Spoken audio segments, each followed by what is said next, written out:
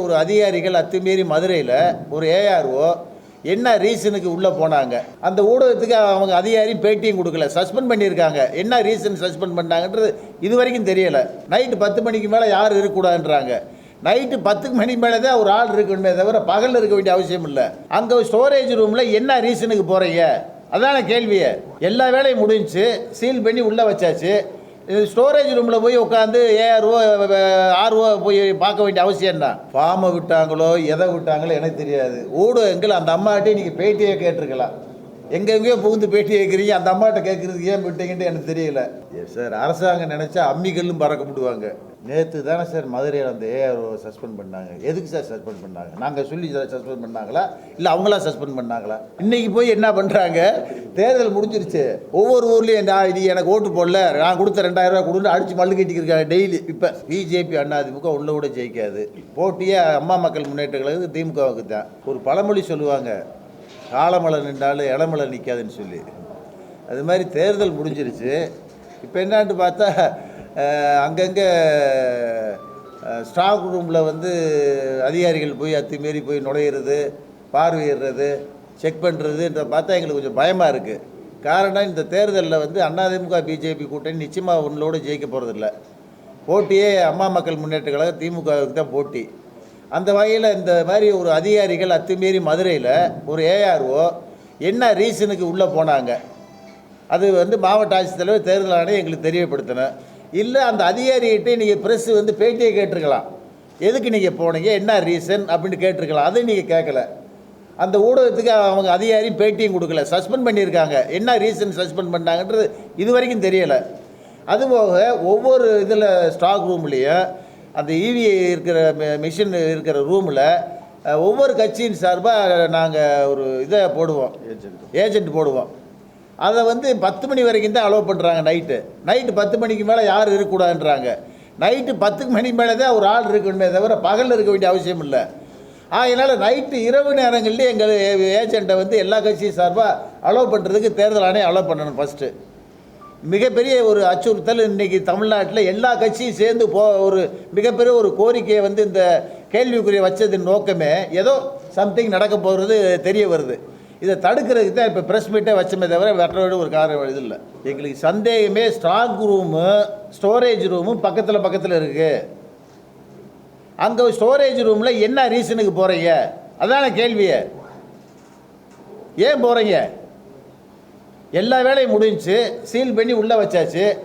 Storage ரூமில் போய் உட்காந்து ஏஆர்ஓ ஆர்ஓ போய் பார்க்க வேண்டிய அவசியம் தான். பேப்பர்ஸை கொண்டு போய் வைக்க வேண்டிய அவசியம் தான். அதே எங்களுக்கு கேள்வி. தபால் ஓட்டு கூட கலெக்டர் கண்ட்ரோலில் இருக்குது, அது ஒன்றும் பிரச்சனை இல்லை. இந்த மாதிரி சந்தேகங்கள் வரக்கூடாது.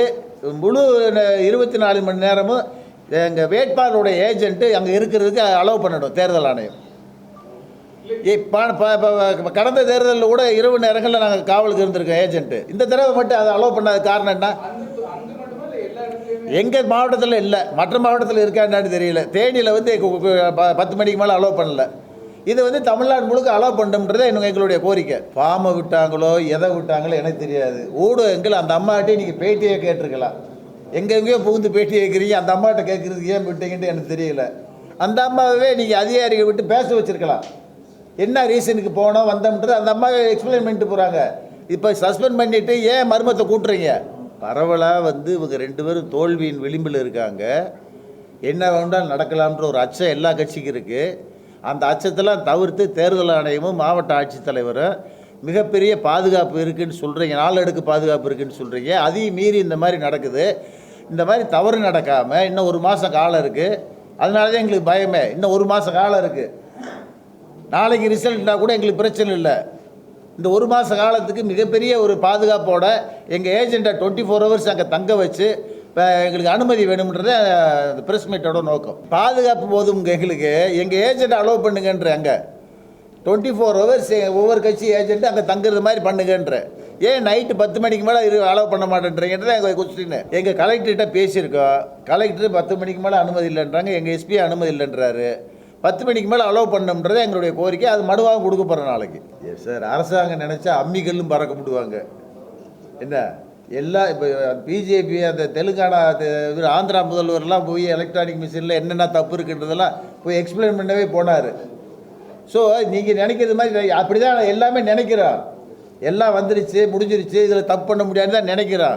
அதையும் மீறி தப்பு நடக்கிறதுக்கு வாய்ப்பு இருக்குன்றது எங்களுடைய சந்தேகம். சார் நேற்று தானே சார் மதுரையில் அந்த ஏஆர் சஸ்பெண்ட் பண்ணாங்க. எதுக்கு சார் சஸ்பெண்ட் பண்ணாங்க? நாங்கள் சொல்லி சஸ்பெண்ட் பண்ணாங்களா இல்லை அவங்களா சஸ்பெண்ட் பண்ணாங்களா? தவறு நடந்திருக்கு போய் தானே சஸ்பெண்ட் நடக்குது. அதை வச்சு தானே கேள்விகள் எழுது, அதை வச்சு தான் நாங்கள் பேசுகிறோம். இதில் என்ன அவங்க எங்களை சந்தேகப்படுறதுக்கு என்ன? எதுக்கும் சந்தேகப்பட்டுக்கிற வேண்டி தானே அண்ணாதிமுக. தப்பு நடந்திருக்கு, அதை திருத்துக்க மாட்டோம். எங்கள் மேலே சந்தேகப்படுவீங்களா நீங்கள்? அப்போ இன்றைக்கி போய் என்ன பண்ணுறாங்க, தேர்தல் முடிஞ்சிருச்சு, ஒவ்வொரு ஊர்லேயும் நீ எனக்கு ஓட்டு போடல, நான் கொடுத்த 2000 ரூபா கொடுன்னு அடித்து மல்லு கட்டிக்கிருக்காங்க டெய்லி. இப்போ மல்லு கட்டி வீட்டுக்கு பிரச்சனை ஆகிக்கிட்டு இருக்கு. அதுவும் வீடியோ வந்திருக்கு. அத்துமீறி நடக்குது சார். இதை ப்ரெஸ்ஸில் சொல்ல வேண்டிய அவசியம் தமிழ்நாட்டில் ஜனநாயகம் பாதுகாக்கப்படணுன்றது. ஓட்டை வந்து ஒரு மாதம் கழித்து கூட நியாயமாக பாதுகாத்து எண்ணிக்கையை கரெக்டாக கொடுத்தா நல்லது நாட்டு மக்களுக்கு. நாங்கள் இது சம்பந்தமாக தேர்தல் ஆணையத்துக்கு மாவட்ட ஆட்சித்தலைவருக்கு புகார் கொடுக்க போகிறோம். எல்லா ஏஜென்ட்டு பொலிட்டிக்கல் ஏஜென்ட்டு கட்சியின் சார்பாக 24 ஹவர்ஸ் அங்கே பாதுகாப்புக்கு அனுமதிக்கின்றது எங்களுடைய முக்கியமான கோரிக்கை. நான் தங்கத்தமிழ் சாரோட கருத்து, பிஜேபி அதிமுக உள்ள கூட ஜெயிக்காது. போட்டியே அம்மா மக்கள் முன்னேற்ற கழகத்துக்கு திமுகவுக்கு தான். இதில் நாங்கள் அம்மா மக்கள் முன்னேற்ற கழகம் தான் மிகப்பெரிய வெற்றி பெறும்ன்றதை நாங்கள் சொல்கிறோம். எங்களுடைய கருத்தை நாங்கள் பதிவு பண்ணுறோம்.